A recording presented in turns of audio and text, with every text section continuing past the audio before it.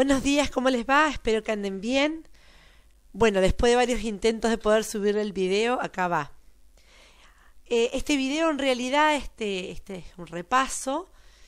Los invito a hacer este repaso sobre las etapas de la historia argentina que fuimos desarrollando en los trabajos prácticos. Para guiarse un poco mejor, si les parece, pueden tener a mano este listado de de sucesiones presidenciales que ustedes armaron a principio de año en uno de los trabajos prácticos que tenían que hacer y a la cual le asignaron etapas de la historia argentina. Recuerden ustedes que nosotros tomamos nota hasta la etapa de consolidación del Estado Nacional, porque en las pocas clases que tuvimos hicimos una toma de notas repasando los temas que abordaron de historia argentina con anterioridad a sexto año. Y fuimos abordando estos temas, estas etapas, hasta llegar a la etapa de consolidación o formación u organización del Estado argentino. Ustedes recuerden que el periodo postrevolucionario o independentista trae consigo un gran debate entre las provincias de cómo se iba a organizar el nuevo territorio, bajo qué idea política. Y comienza así una larga lucha entre dos facciones que tenían dos ideas antagónicas de lo que era la organización del país. Estos fueron los unitarios o centralistas y los federales. Una vez, después de largos, de un periodo de largas luchas civiles, con por supuesto intentos de conciliación a través de tratados y pactos, una vez que esto logra consolidarse a partir de 1862 con la presidencia de Bartolomé Mitre, luego con la de Sarmiento del 68 al 74 y la de Avellaneda del 74 a 1880, luego de que se consolida u organiza el Estado Nacional, se van a crear instituciones nacionales que van a extender su poder en todas las provincias. Por ejemplo, cada provincia hasta ese momento tenía milicias que actuaban separadas unas de otras. Bueno, estas milicias a partir de 1862, que inicia la etapa de organización o consolidación de Estado Nacional, van a ser suprimidas y reemplazadas por un ejército nacional. También se van a sancionar leyes que van a regir en todo el territorio y que van a responder a los principios de la Constitución Nacional, como el Código Civil, el Código de Comercio, entre otros. Además, se va a poner en funcionamiento el Poder Judicial de la Nación, se va a organizar la Justicia Federal y se crea la Corte Suprema de Justicia. Es decir, que por primera vez el país va a estar organizado a nivel nacional, respondiendo a un poder central y respetando, por supuesto, este poder central a las autonomías provinciales. Entonces, a partir de 1880, cuando el Estado Nacional ya estaba consolidado, la actividad política pasa a estar dominada por el Partido Autonomista Nacional. Ustedes, aquí comienza la etapa conservadora y liberal. Ustedes verán allí en la primera imagen que yo le puse los tres aspectos más importantes: el económico, el político y el social. Y en el ámbito político, como les vengo comentando, la actividad política va a estar dominada por el Partido Autonomista Nacional, al que vamos a nombrar PAN.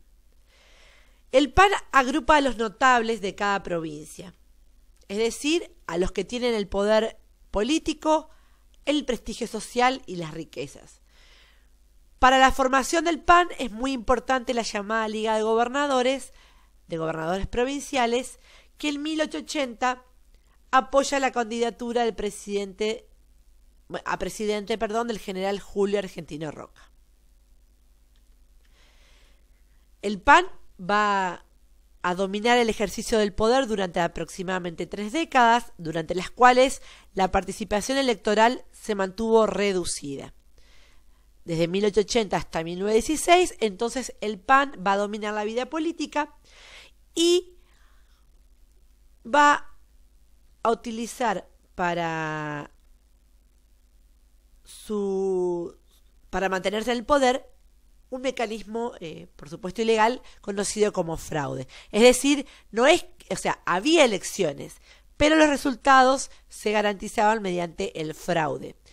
Y también utilizaron otros recursos legales como la intervención federal a aquellas provincias que los gobernantes de esas provincias eran considerados un peligro para la organización de la nación y la unión entre las provincias. Entonces, la intervención federal consistía en que el gobierno nacional podía remover a los gobernantes considerados rebeldes. También va a ser muy común el control de la sucesión presidencial, es decir, el presidente saliente designa al nuevo candidato presidencial y de este modo el manejo exclusivo del gobierno fue por parte de una minoría poderosa. Y este tipo de manejo va a dar lugar a un régimen político conservador. Por supuesto que este orden político conservador va a tener su oposición. En 1890 un grupo de opositores al gobierno y a sus prácticas electorales protagonizó un levantamiento conocido como la Revolución del Parque en la ciudad de Buenos Aires. ¿Qué pedía esta revolución de 1890 o la revolución del parque? Terminar con el fraude político, terminar con la corrupción administrativa, restaurar el orden de las finanzas del Estado. Si bien la insurrección fue derrotada por las tropas fieles al gobierno, surgen nuevas agrupaciones y partidos políticos. Y además de todo eso, el presidente Juárez Celman se desmoronó, su presidencia se desmorona y tiene que renunciar. Acá lo tenemos a Juárez Celman, luego de Roca, que renuncia luego de la Revolución del Parque. Como les venía diciendo, la insurrección va a ser derrotada, pero van a surgir nuevas agrupaciones y partidos políticos como la Unión Cívica Radical, que surge en 1891, y el Partido Socialista en 1896. Así, con el surgimiento de la Unión Cívica Radical, se forma el primer partido político moderno, con organización institucional permanente y estable, con afiliados, con autoridades, con propuestas a través de una plataforma, con la inclusión de diferentes sectores sociales, perteneciente a la mayoría de la clase media. Esto va a ser uno de los puntos por los cuales la Unión Cívica Radical en sus comienzos va a tener una férrea oposición de los partidos conservadores. Ustedes recuerden que los conservadores quieren conservar en su núcleo político el manejo económico, el manejo político, como les venía diciendo, y por supuesto, a consecuencia, este prestigio social.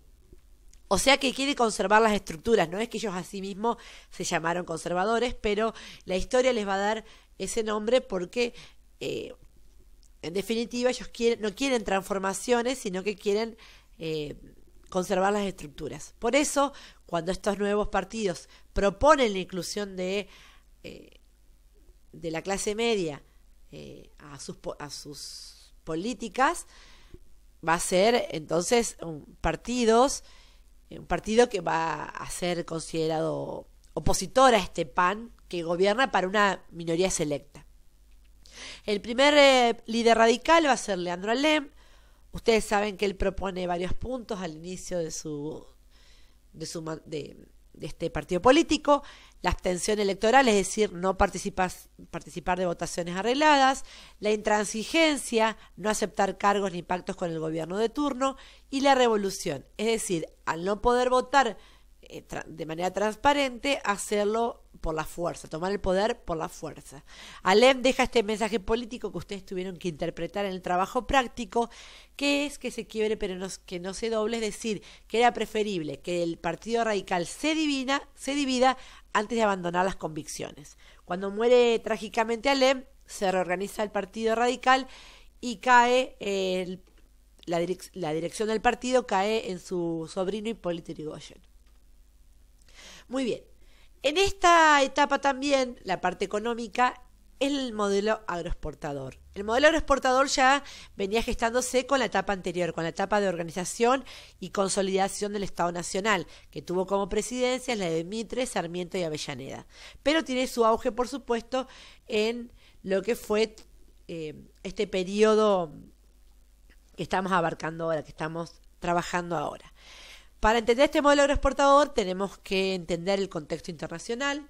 Recuerden ustedes que estuvimos charlando ya en otros años, en cuarto año, si ustedes recuerdan, vimos la segunda revolución industrial que se da a mitad del siglo XIX, o sea, a partir de 1850 en Europa, Estados Unidos y Japón, y que se basa en un fantástico desarrollo técnico-científico, donde surgen nuevas industrias como la siderúrgica, la química, los motores de explosión, la electricidad, los hidrocarburos, y hay un avance increíble en las comunicaciones. Tal es así que en cuarto año, no sé si recuerdan, vimos esto de la idea de que el mundo se achicaba. En realidad, por supuesto, el mundo no se achicaba, sino que las distancias ahora iban a ser mucho más cortas porque hubo un avance en el tema de las comunicaciones.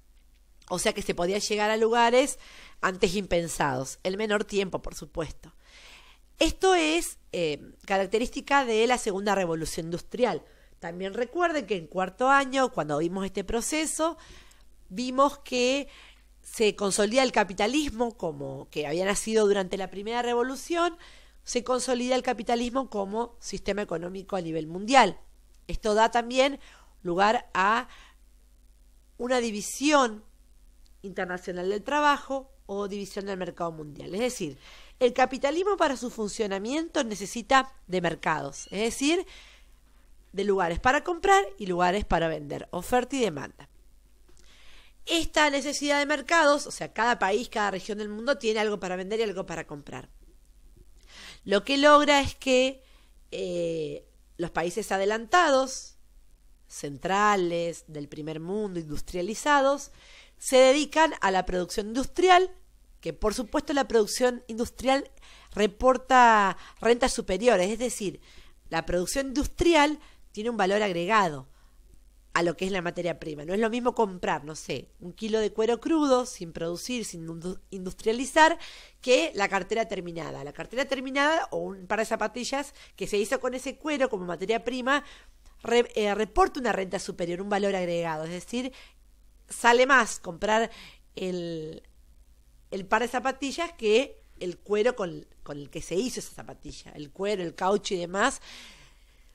¿Por qué? Porque el proceso de industrialización, como les vengo diciendo, reporta esta renta superior y reporta este valor agregado, a eso me refiero. Entonces, estos países que producen de manera industrial buscan materias primas, alimentos y nuevos mercados en otros continentes como América Latina, Asia, África y Oceanía. Entonces, los países del tercer mundo, atrasados, periféricos, los que no están industrializados o están en vía de desarrollo, producen la materia prima y compran la manufactura, exportan materia prima e importan manufactura. A esto se le denomina división internacional del trabajo. Y esta división internacional del trabajo, división del mercado mundial, está basada también en una teoría que es la teoría de las ventajas comparativas, que es una teoría de un economista británico, David Ricardo, que él dice que cada país se especializará en aquellos que es más eficiente para poder participar del mercado mundial. Es decir, que la Argentina se incorpora al mercado mundial como productor de materia prima, ¿está? De producto agropecuario, agrocereales, pecuario, la parte de hacienda de carne. Entonces, acá tenemos la Argentina se inserta en el mercado mundial como productor agropecuario. Muy bien. Entonces, el desarrollo agropecuario, como dice el texto, se da aprovechando estas ventajas comparativas. Repito, que cada país se debía especializar en aquello que sea más eficiente para poder participar del mercado mundial. Por supuesto que para instalar un modelo económico que requería mucha estructura, necesitó de capitales. Entonces, se empieza a arribar a la Argentina capitales e inversiones del exterior, fundamentalmente de Gran Bretaña. Se fomentan las inversiones extranjeras, garantizándole protección y servicios y beneficios, y se produce la instalación de una infraestructura de exportación como ferrocarriles, puertos, frigoríficos, caminos, puentes. Acá aparece la industria frigorífica, que permite la conservación de la carne enfriada. Ustedes acuérdense que hasta ese momento, hasta el momento de la organización del Estado Nacional, o sea, hasta mediados del siglo XIX, nosotros estamos hablando de el auge de los saladeros. Ahora, cuando llega el frigorífico, hay una revolución en el mundo de la producción de la carne, porque el frigorífico permite la conservación de la carne enfriada y esto posibilita un aumento de exportaciones, sobre todo a Gran Bretaña. También, además de los frigoríficos, surgen otras industrias como los molinos harineros que procesaban los bienes agropecuarios.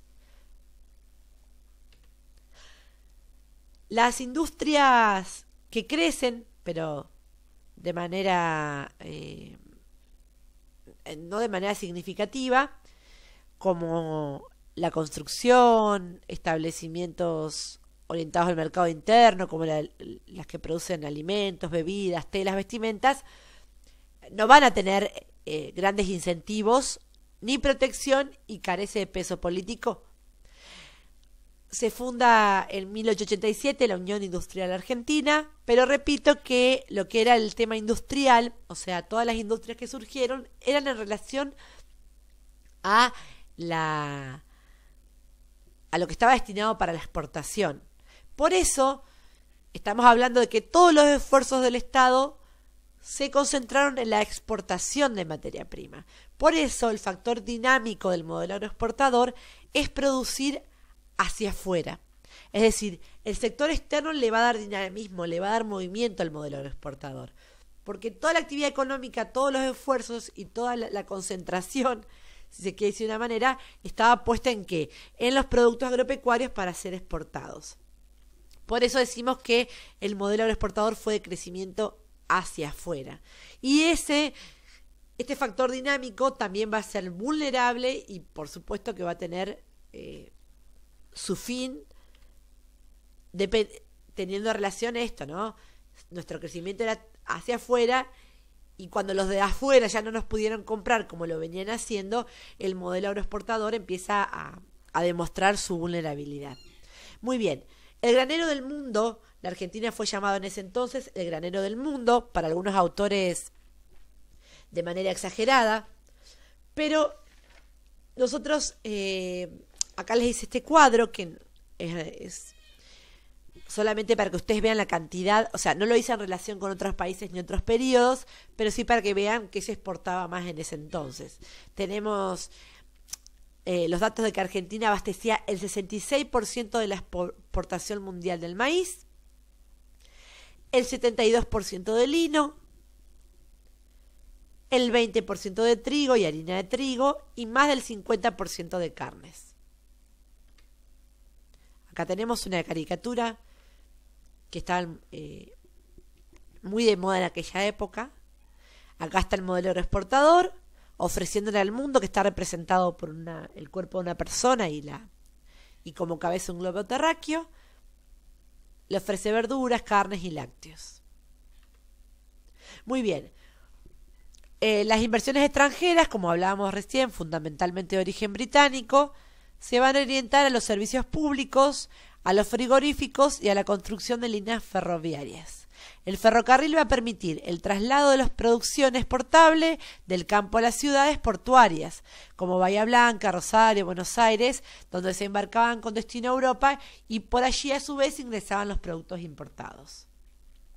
La extensión del ferrocarril, la imagen y la extensión por kilómetros. Fíjense, en 1880, 2300, para 1913, 33.478, casi 34.000 kilómetros. Y en consecuencia, aumentan las cantidades transportadas en toneladas. Muy bien. El auge del crecimiento agroexportador ustedes saben que atrae a millones de extranjeros, en su mayoría italianos y españoles, alemanes, franceses, rusos, polacos, sirio-libaneses. Acá tenemos una fotografía. Porque además de capitales, de la falta de capitales, la Argentina necesitaba mano de obra. Y se soluciona con la llegada de inmigrantes de origen europeo. El arribo estuvo fomentado por el gobierno nacional a través de la ley 817, que es la ley de inmigración y colonización del año 1876. Ustedes recuerden que en Europa la segunda revolución industrial expulsaba a la población sobrante, es decir, a los desocupados, porque mientras la tecnología iba ocupando todos los sectores industriales, a mayor tecnología, menos necesidad de mano de obra y por lo tanto más desocupados. Entonces, Europa fomentó la emigración a otros continentes porque además allí esta gente iba a producir lo que ellos necesitaban, que era alimentos y materia prima. Dice, la clase dirigente va a tener como objetivo poblar el desierto argentino, y ahí aparece la palabra desierto argentino, entre comillas, porque acá hacemos referencia a una de las etapas más oscuras de la historia argentina, que fue la conquista de, entre comillas, el desierto. Esta conquista, entre comillas, del desierto fue esta campaña por la cual las tierras más ricas de nuestro país fueron quitadas de manera violenta y a través de las armas a las poblaciones autóctonas.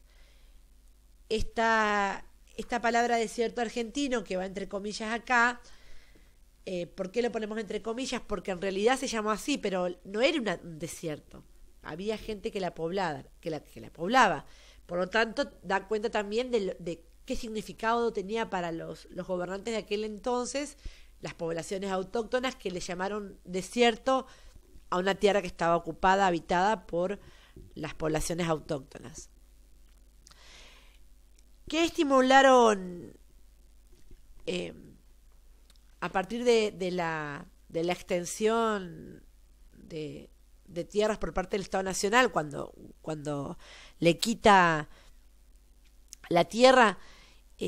Bueno, por supuesto que va a dividirse entre muchas de las familias de los notables, como veníamos hablando, y además esta extensión va a hacer que la producción agropecuaria se extienda mucho más y se amplíe.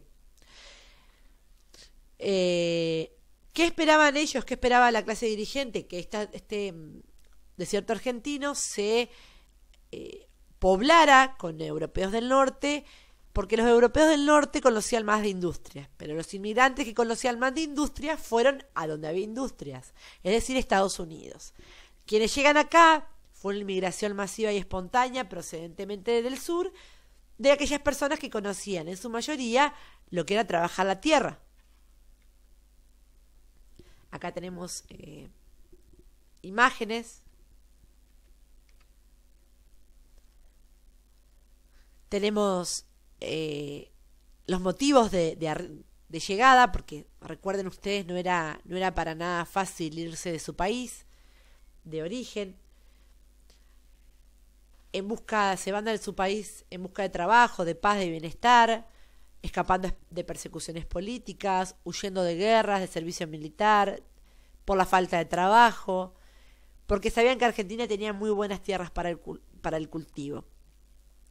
A pesar de que muchos inmigrantes llegan con la esperanza de adquirir tierras para trabajar, a su llegada su valor había aumentado y en general ya estaban en manos de grandes propietarios. Por eso, una gran parte se radicó en las grandes ciudades de la región pampeana, como Buenos Aires, Rosario y Córdoba, donde había más posibilidades de conseguir trabajo en la construcción, los servicios públicos, los talleres, las fábricas, los comercios. Y también otros grupos se dirigieron al interior. Acá tenemos, no hace falta irnos a los libros, solamente con mirar nuestra nuestra ciudad, nuestro departamento de Diamante, para ver cómo se organizaron los recién llegados a estas tierras. Por un lado tenemos sobre la ruta que va hacia Paraná, las aldeas de alemanes del Volga, estos alemanes que huyen de Alemania, por supuesto, hacia Rusia, muchísimos años antes de decidir venir a América, se instalan en el río Volga, en Rusia, y luego vienen acá al departamento, se instalan en el departamento Diamante y deciden, a diferencia de los inmigrantes italianos, deciden y exigen no separarse y formarse y organizarse en aldeas.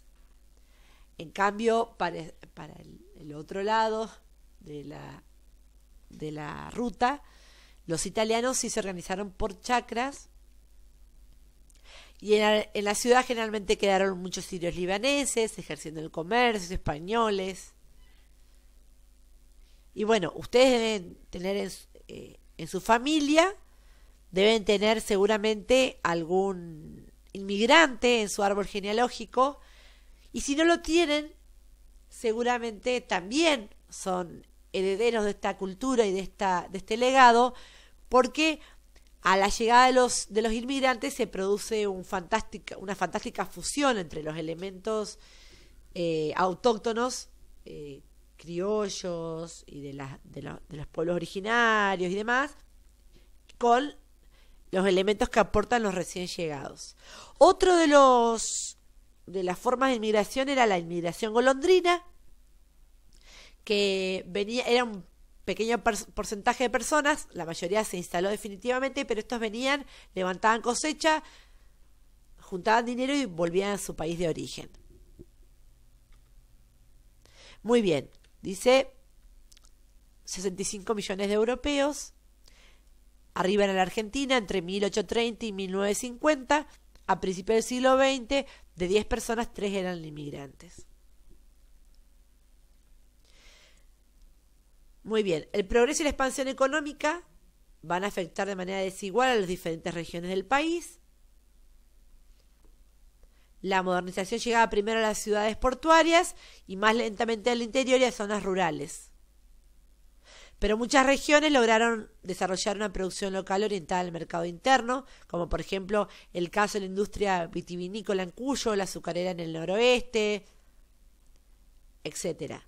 Ustedes también lo vieron en el trabajo a esto, porque dentro de las características del agroexportador tenían que hablar de su evolución y nombraron a muchas regiones que tenían su desarrollo económico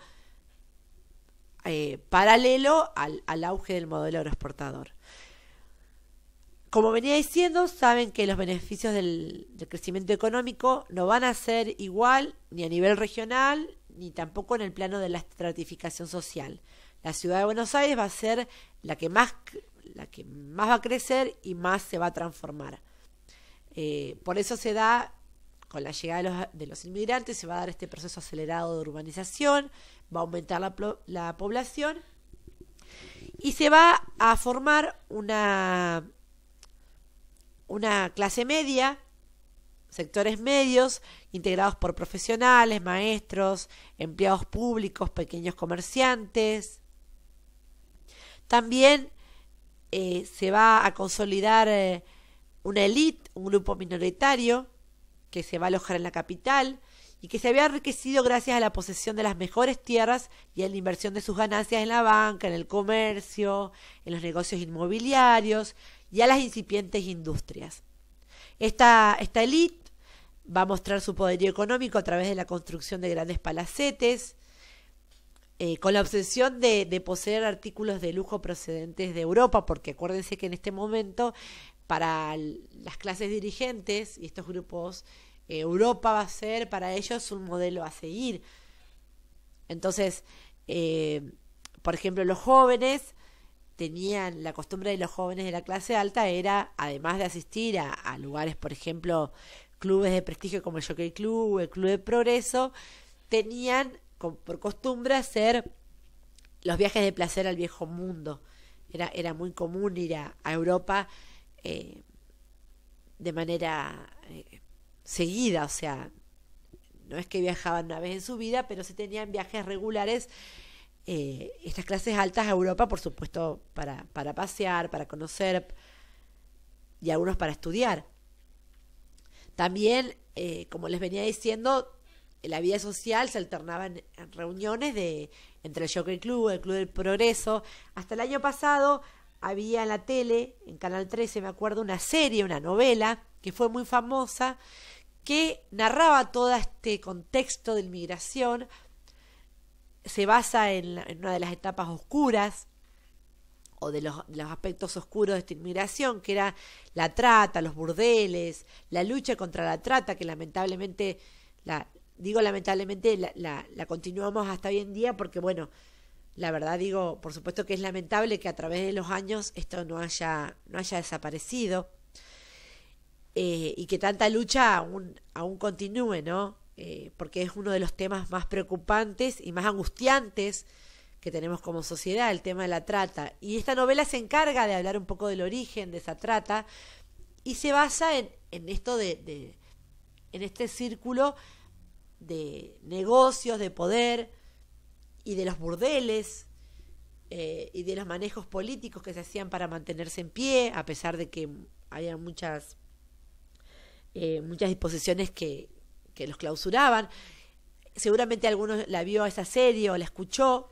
Y había dos hermanos, que son dos de los villanos de la novela, que son gente con mucho dinero que ha venido desde otro país, pero que le falta el apellido, entre comillas, para ingresar a algunos de estos clubes. Entonces él se casa con una joven que viene de una familia con un apellido reconocido en la ciudad de Buenos Aires, pero que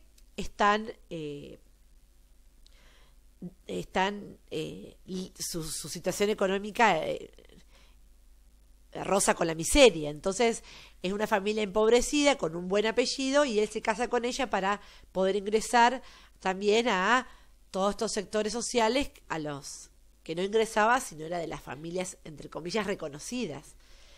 Bien, también además de los sectores medios y los sectores medios, perdón, en el interior también se conforma un sector medio que se compone por los que arriendan la tierra, o sea, los que alquilan esa tierra que ya tiene dueño, se van a convertir en arrendatarios, en colonos, a través de muchísimo esfuerzo van a poder acceder acceder a una pequeña propiedad, se van a convertir, bueno, como decía recién, en las ciudades, en pequeños empresarios, en comerciantes, maestros, docentes, técnicos, funcionarios. Y después están los sectores populares, trabajadores del transporte, de la construcción, los servicios públicos, del puerto, de la industria, vendedores ambulantes, changadores, etcétera. Las condiciones de vida y de trabajo de estos sectores populares era muy precaria. En las grandes ciudades como Buenos Aires, Rosario, Córdoba, La Plata, la escasez de vivienda dio lugar al crecimiento de los conventillos, que eran casas antiguas de las clases altas que habían sido abandonadas en episodios de epidemia, y a la llegada de los inmigrantes en cada una de estas habitaciones vivían familias enteras que vivían, dormían y comían amontonadas. Las condiciones de vida eran muy precarias, eran insalubres. Acá aparece la figura de Hipólito Yrigoyen, porque yo no me acuerdo si ustedes tuvieron que leerla en el trabajo práctico, pero en el trabajo práctico se habla de que Yrigoyen recorría los conventillos para charlar con la gente y conocer sus necesidades. Estos conventillos, que estaban desprovistos totalmente de un planeamiento arquitectónico, que contaran todos con un baño, con agua potable y demás, había un aprovechamiento, si se quiere decir un abuso de los alquileres, tal es así que los documentos afirman que un alquiler de una familia en un conventillo le salía lo mismo que una pieza en, por ejemplo, Londres. Entonces va a haber un levantamiento conocido como la huelga de inquilinos, que buscaba rebaja en los alquileres. Además de las dificultades habitacionales, los trabajadores se encontraban expuestos a la precariedad e inestabilidad de los empleos, extensas jornadas de trabajo, bajos salarios, y empieza entonces, los obreros empiezan a hacerse oír, empiezan a protestar frente a esta situación, y se van a organizar en gremios y sindicatos anarquistas, socialistas y sindicalistas. Así también las tendencias, socialistas, sindicalistas, anarquistas que ustedes tuvieron que ver en el trabajo práctico. Se organizan los primeros sindicatos, las primeras huelgas y ahí empieza toda una etapa de lucha por los derechos y como contestación por parte del gobierno que fue la represión. Acá tenemos algunos recortes periodísticos de una huelga en un frigorífico, en una fábrica de fósforos, carros paralizados en calle Balcarce, Chile, en una manifestación, el aspecto del mercado de frutos durante una huelga, huelguistas por entrar en un almacén a celebrar una reunión. La clase gobernante va a responder a los reclamos y a las huelgas laborales con represión violenta y con una legislación específica. Por ejemplo, acá tenemos un ejemplo que es que en 1902 se levantan los estibadores en una huelga porque pedían para que se disminuyan los kilos de las bolsas que ellos cargaban sobre los hombros. El gobierno, por supuesto, no existía el diálogo como veníamos, como a los que estamos acostumbrados, esta parte de la negociación y demás. Lo primero que hacía el Estado era, tenía por costumbre reprimir. Entonces, declara estado de sitio, va a allanar locales sindicales y a detener centenares de obreros. Y acá aparecen estas leyes que les venía diciendo, leyes específicas, como la ley de residencia de 1902, que es la 4144, que autoriza a expulsar del país a los trabajadores de origen extranjero que perturbaran el orden público. También los trabajadores continúan con los reclamos, que se elimine el trabajo nocturno, que se reglamente el trabajo de menores, de mujeres. Quien comienza, quien inicia o quien propone estas transformaciones fue el diputado socialista Alfredo Palacios, y en 1905 se sanciona la ley del descanso dominical y en 1907 la ley de protección del trabajo de mujeres y niños. Otra fotografía de una huelga. Otro hecho que fue el de la Plaza Lorea, que fue en un acto obrero, el jefe de la policía ataca a la multitud con balazos, deja muertos, deja heridos. Tiempo después, un joven anarquista arroja una bomba sobre el coche del jefe de policía, provocándole la muerte. Hacia el centenario de mayo, en donde comenzaban, esto era un escenario de conflictos entre el gobierno y los sindicatos. Se van a evidenciar protestas, jornadas de protestas. El gobierno, como siempre, las va a impedir reprimiendo. Se van a desencadenar actos de violencia y va a comenzar la detención y a deportarse los centenares de obreros que participaban de esas jornadas de protesta.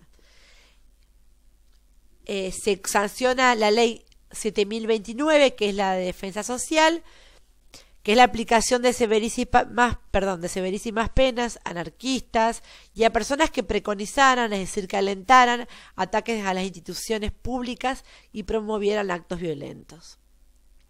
En estas jornadas de violencia, jóvenes pertenecientes a las familias tradicionales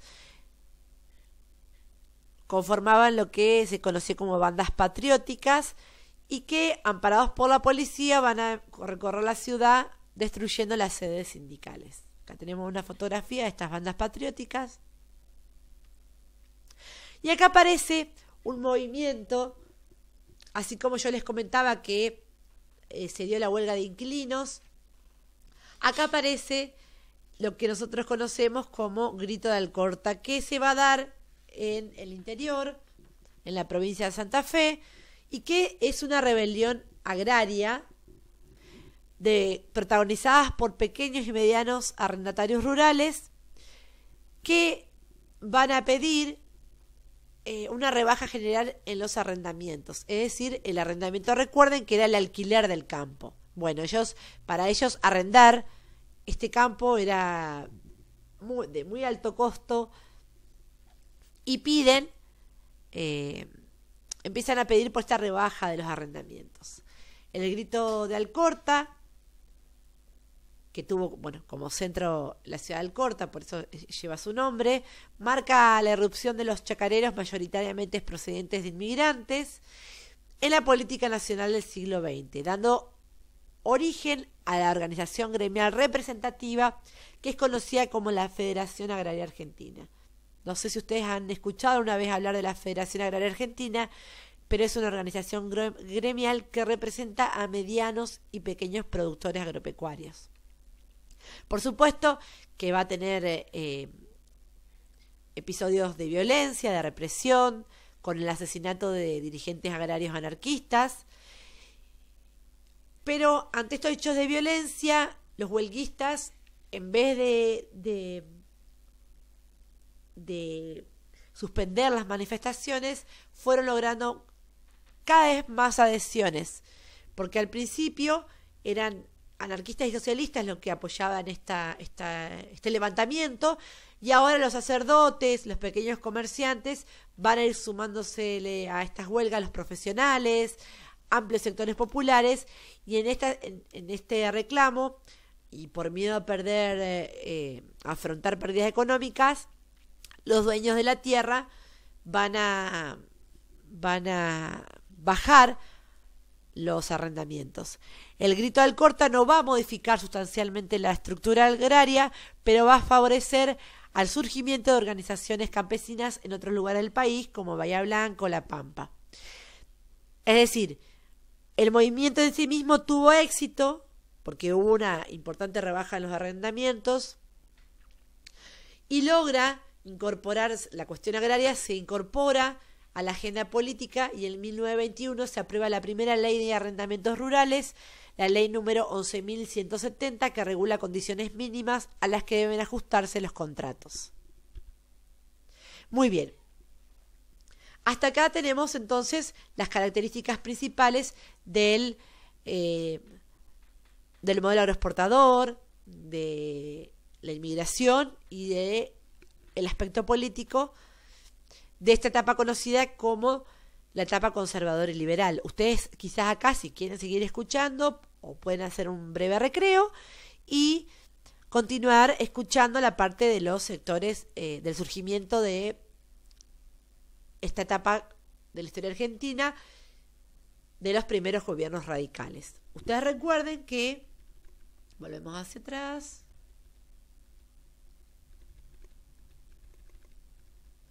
Vamos a volver hacia atrás.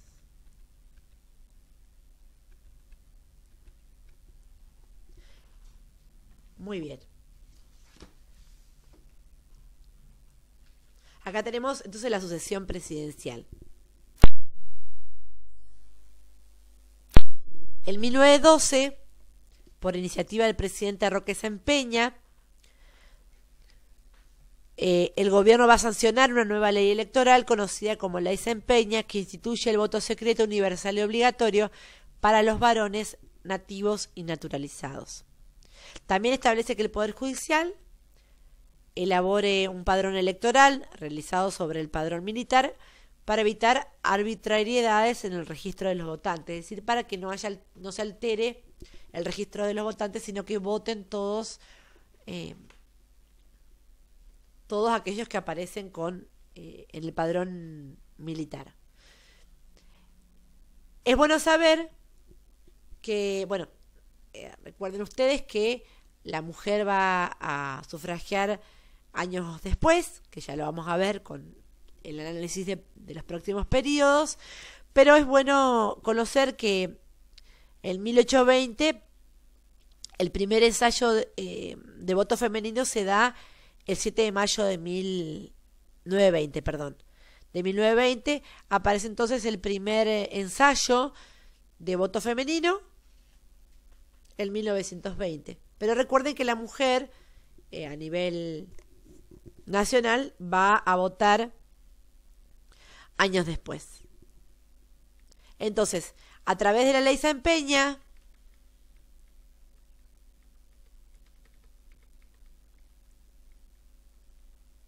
a ver, acá está. Cuando muere Roque San Peña, su vicepresidente Victorino de la Plaza, que concluye su mandato, completa el mandato presidencial y pone en práctica la ley. El 12 de octubre de 1916, Hipólito Yrigoyen va a ser acompañado por una multitud hasta Casa del Gobierno para asumir el cargo. Esto que una multitud acompañe a su líder, para nosotros es muy natural, es muy común. Pero en ese entonces no existía esta costumbre de que sectores medios y los sectores populares acompañen o se presenten en la plaza a apoyar al gobierno de turno. Entonces, esta política de masas que se inicia con este hecho marca la incorporación de nuevos grupos y sectores sociales que no habían sido representados por los sectores conservadores. Entonces estos sectores conservadores se van a sentir bastante preocupados e inquietos por la presencia de estos nuevos grupos en la política. Los gobiernos radicales, Hipólito Yrigoyen de 1916 al 22, Alvear, Marcelo Torcuato de Alvear del 22 al 28 e Yrigoyen nuevamente del 28 al 30. Muy bien. Nosotros tenemos el ascenso de Yrigoyen a la presidencia en un contexto bastante complicado. Primero, Yrigoyen tenía la mayoría de conservadores en el Parlamento. O sea que, y en las gobernaciones provinciales. Ante la imposibilidad porque, a ver, ¿qué pasa cuando la mayoría es opositora en el Parlamento? La mayoría de las propuestas presidenciales de reforma o de leyes son rechazadas porque los conservadores mantenían el poder. Y las políticas de Yrigoyen no eran las mismas que la de los conservadores. Este va a ser un punto clave para el gobierno de Yrigoyen. Otra de las cuestiones va a ser el tema de las intervenciones federales de 19 provincias, de las cuales 15 fueron por decreto, es decir, sin intervención del Congreso. El fundamento para hacerlo, en el caso de tratarse de gobiernos conservadores, era que habían sido elegidos en comicios fraudulentos, por lo que el pueblo debía volver a elegir libremente a sus representantes. Bueno, también esta situación le va a causar a Yrigoyen una férrea oposición, porque muchos partidos opositores, como el conservador, el socialista, el demócrata progresista, sostenían que el gobierno abusaba de la facultad constitucional de intervenir, avasallaba a las provincias y desconocía el Parlamento. Otra de las cuestiones que también debe afrontar el gobierno fue la derivada de los efectos de la Primera Guerra Mundial. Ustedes me dirán, ¿por qué la Primera Guerra Mundial repercute en la Argentina si Argentina había mantenido la neutralidad? Bueno, es verdad, la Argentina había mantenido la neutralidad del país en el conflicto, lo que le va a permitir la continuación de los lazos económicos con Gran Bretaña. Pero aún así la guerra va a ocasionar una caída de las exportaciones y una reducción drástica de la llegada de capitales. Fíjense que acá se ve la vulnerabilidad del modelo agroexportador, porque el modelo agroexportador solamente tuvo dinamismo por el sector externo. Cuando los sectores externos se vieron imposibilitados de comprarnos, nuestro modelo va a sufrir estas consecuencias. La disminución de la exportación y la reducción drástica de la llegada de los capitales van a evidenciar la dificultad para mantener la economía. También hubo dificultades para mantener el nivel de las importaciones, porque los principales países productores de manufacturas se encuentran en un conflicto bélico. Entonces, bueno, esta dificultad para mantener las importaciones van a ser resueltas en parte por un incipiente desarrollo industrial local, nacional. De todos modos, este crecimiento va a resultar limitado por la falta de insumos de los que solo el exterior podía proveer. O sea que acá el modelo agroexportador, y además de mostrar su vulnerabilidad, también se muestra que digamos que nuestro país, como dice Vilar, no llegó a capitalizarse según sus posibilidades. Ustedes lo tienen esto en la acumulación y el destino de las ganancias. Es decir, la mayor parte, el modelo agroexportador que había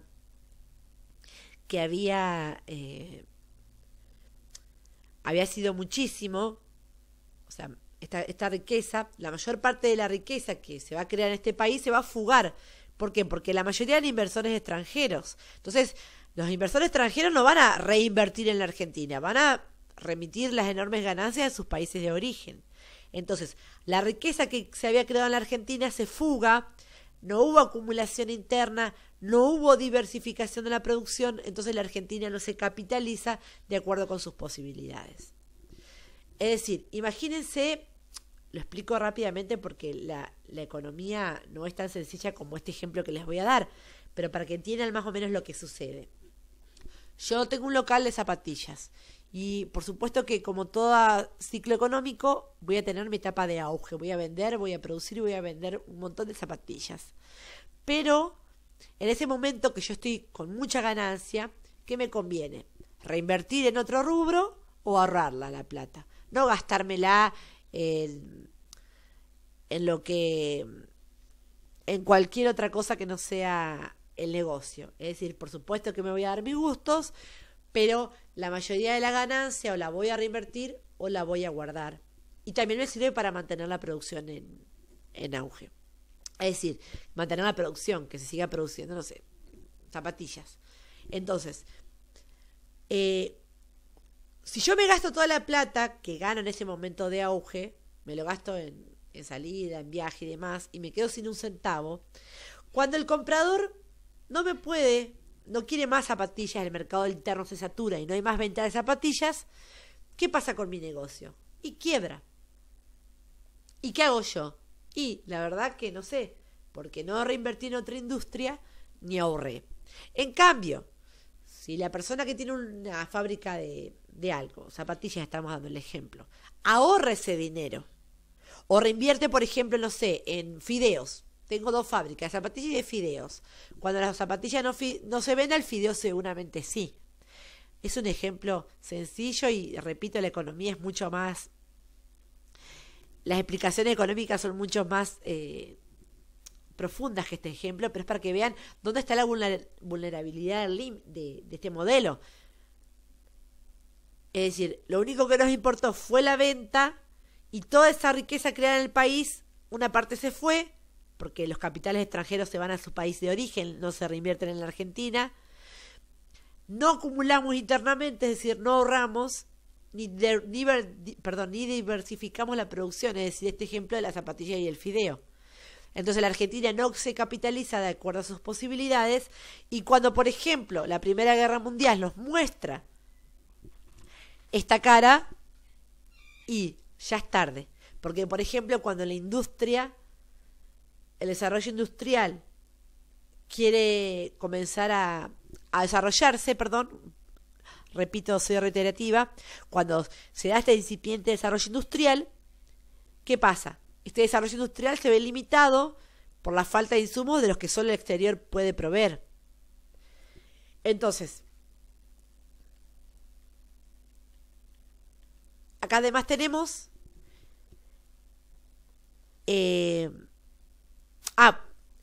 también aparece la Revolución Rusa.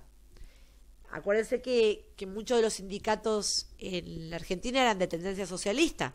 Cuando en 1917, este es de cuarto año, chicos, cuando en 1917 Rusia se retira por la guerra, es decir, Rusia vivía en una situación de extrema diferencia, había ciudades con adelantos tecnológicos, pero en el campo, por ejemplo, se seguía levantando la cosecha con los elementos de labranza del siglo XVII, o sea que había una disparidad en cuanto al desarrollo tecnológico, y había hambre, había dificultades económicas.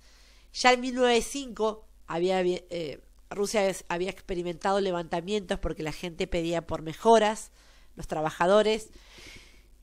El zar Nicolás II, de la familia Romanov, ingresa a la guerra mundial, a la Primera Guerra Mundial, porque él creía que ingresando a la guerra iba a incrementar su poder, y sin embargo lo que hizo fue acelerar la situación, o sea, empeorar la situación y acelerar la revolución, porque a un pueblo que ya venía con hambre, reclamando carbón, por el carbón, por los precios, por la comida, a un pueblo que ya venía azotado, incluirlo en una guerra, lo único que hizo fue empeorar la situación y acelerar la revolución. Entonces, en febrero de 1917 hay un levantamiento, el zar abdica, es decir, renuncia. El zar era es decir, se mantenía en un cargo que se mantenía en el poder, no era que era elegido por el pueblo, sino que era un cargo vitalicio. Él termina abdicando, sube un gobierno provisional que le prometió al pueblo paz, pan y tierra, pero no le garantizó la paz porque no se retiró de la guerra mundial. El gobierno provisional es derrocado en octubre de 1917 y asume en octubre de 1917 un gobierno socialista liderado por una facción de los revolucionarios que eran los bolcheviques. Entonces, esta revolución rusa, por supuesto que las novedades de la revolución rusa se extienden a nivel mundial, y esta situación va a causar ilusión en aquellos sindicatos, estos gremios de tendencia socialista, y así comienza en la Argentina, con la combinación de los efectos de la Primera Guerra Mundial y la Revolución Rusa, empieza una serie de huelgas. Ahora, ¿cómo se traduce la disminución de las exportaciones de la Primera Guerra Mundial en la Argentina? Bueno, ¿qué pasaba? Cuando la Argentina deja de vender, cuando hay una crisis económica, hay un desajuste de precios, es decir, un desajuste en el cual aumenta la inflación, hay desocupación más el aumento de la inflación y se deteriora un salario real. ¿Qué significa? Que si antes vos podías adquirir una canasta básica con 5.000 pesos, con la inflación la canasta ya no va a salir 5, sino que va a salir 10.000 pesos. Pero tu sueldo no aumenta en relación a esa canasta. Entonces, vos seguís cobrando lo mismo, pero para comprar esa canasta básica necesitas el doble de la plata que necesitabas antes. Entonces hay un deterioro del salario real de los trabajadores. Más la desocupación, producto de toda esta falta de llegada de capitales y este receso en lo que es este receso económico por la disminución de las exportaciones. Toda esta situación hace que en 1917 y 1921 haya un aumento notable de huelgas. En un principio, lo que hace Irigoyen va a adoptar una actitud paternalista al intervenir como mediador en alguno de los numerosos conflictos laborales. Es decir, el gobierno buscó un acercamiento con los gremios sindicalistas pero con los gremios que eran más proclives a la negociación, como los marítimos, los ferroviarios. Esta incipiente intervención del gobierno va a provocar un malestar muy profundo entre los grupos patronales, entre los grupos empresarios, que contaban con el apoyo de los conservadores, que a su vez estaban en el Parlamento. La actitud del gobierno fue diferente con las huelgas protagonizadas por sindicatos anarquistas o socialistas, y el conflicto va a llegar a un punto culminante que se va a dar en 1919, se va a dar este punto culminante cuando en los talleres metalúrgicos de Bacén, en la ciudad de Buenos Aires, se van a producir huelgas y se va a enfrentar la policía con los huelguistas. Esto se conoce como la Semana Trágica y concluyó con una represión violenta comandada por el ejército. Y lo mismo sucedió en el sur, en la Patagonia, en 1921, cuando el ejército termina con la protesta de los peones rurales y se produce una feroz matanza. Muy bien. Acá tenemos dos imágenes muy conocidas que son las de la reforma universitaria. Es una reforma que va a contar con el apoyo de Irigoyen. La inician los estudiantes en Córdoba a fines de 1917. Exigen ellos participar en el gobierno de la universidad, es decir, que el gobierno sea tripartito, el gobierno de la universidad, ¿no? Entre profesores, graduados y estudiantes. También que se renueven los planes de estudios, que se elijan los docentes por concurso. Y bueno, esta demanda, que va a contar con el apoyo del presidente, va a ser un ejemplo en otras universidades del país y va a tener una importantísima influencia en toda América Latina. Acá están los conflictos obreros, la Semana Trágica, la Patagonia Rebelde, y también a todo esto también se le suma para Irigoyen una interna radical entre personalistas y antipersonalistas. Los personalistas eran aquellos que apoyaban a Irigoyen. ¿Por qué reciben el nombre de personalistas? Porque los opositores, o sea, dentro del Partido Radical había quienes decían que cuestionaban, mejor dicho, la personalización del poder.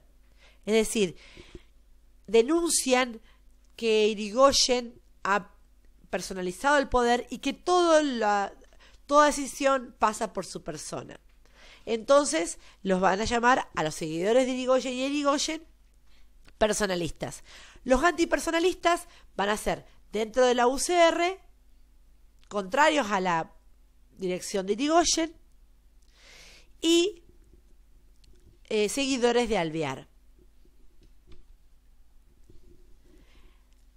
Sigue entonces, asume la segunda presidencia radical, Marcelo Torcuato de Alvear.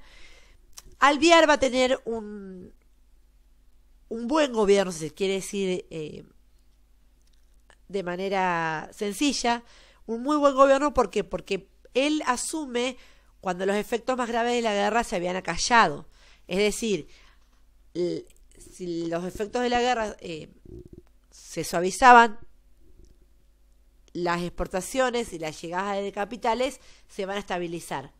Y a su vez, esta llegada de capitales y esta mejora en las exportaciones va a hacer que haya una recuperación económica. Va a haber nuevamente trabajo, se van a estabilizar los salarios, es decir, que el salario se va a equiparar nuevamente al costo real de los productos, o sea, de la canasta. Entonces, todo esto hace que las manifestaciones y las protestas disminuyan. Gran Bretaña va a seguir siendo el comprador más importante de los productos primarios, pero Estados Unidos, que cobra muchísima importancia luego de la Primera Guerra Mundial, va a convertirse en uno de los principales proveedores de manufacturas y capitales que se orientaron a la producción industrial en la Argentina. Por supuesto que, junto con estos signos de prosperidad, había algunos indicios que daban cuenta de las limitaciones de la economía agroexportadora, porque se había llegado al límite con la incorporación de tierras fértiles en la región pampeana, y bueno, y todo lo que fue el crecimiento del agroexportador a partir de ese momento fue gracias a la ganadería. ¿Qué otra situación tiene Alvear a su favor? Que Alvear es una es miembro de una de las familias más tradicionales del país, viene de la clase alta, o sea que cuenta con el apoyo de los conservadores, los cuales eran totalmente opositores al gobierno de Irigoyen. Entonces, él va a negociar y se va a codear con estos grupos, distanciando así de su antecesor, o sea, de Irigoyen. Disminuye las intervenciones federales, entonces va a recomponer esta relación con estos sectores que hasta a ese momento con Irigoyen eran opositores.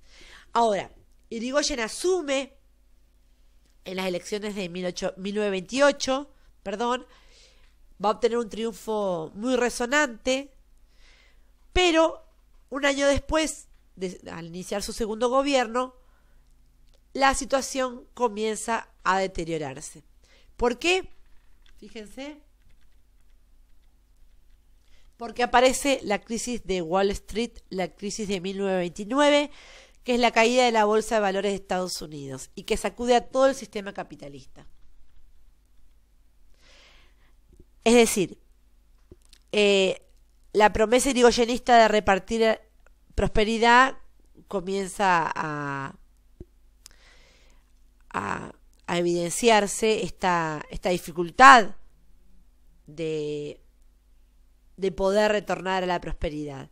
Porque la Gran Depresión de 1929, acuérdense que Estados Unidos se convierte en uno de los principales países prestamistas a inversores a nivel mundial luego de la Primera Guerra, y con su crisis destruida no pudo seguir con estas inversiones en lo que son los países capitalistas, ¿no? No pudo seguir prestando dinero, no pudo seguir invirtiendo, entonces la Argentina, por supuesto, va a recibir los efectos.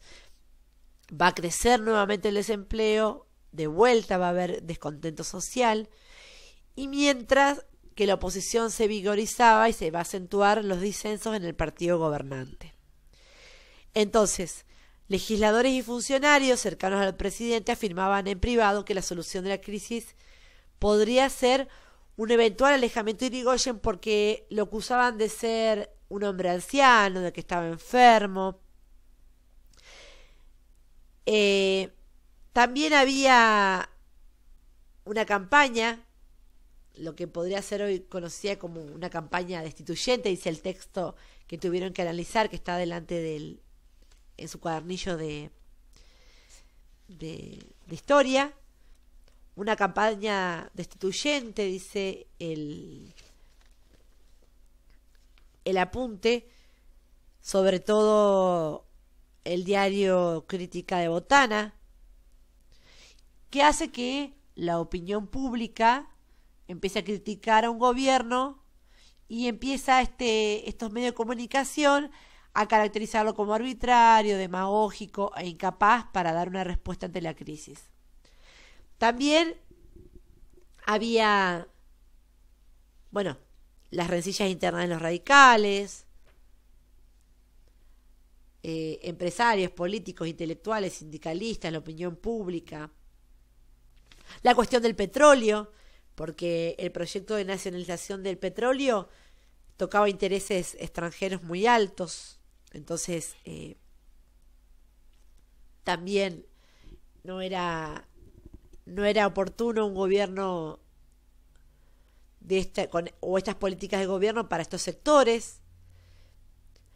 Y lamentablemente los militares se convencieron de que les correspondía desempeñar un rol tutelar, porque para muchos sectores de la sociedad la ley San Peña era la fuente de todos los males, la democracia era la fuente de todos los males.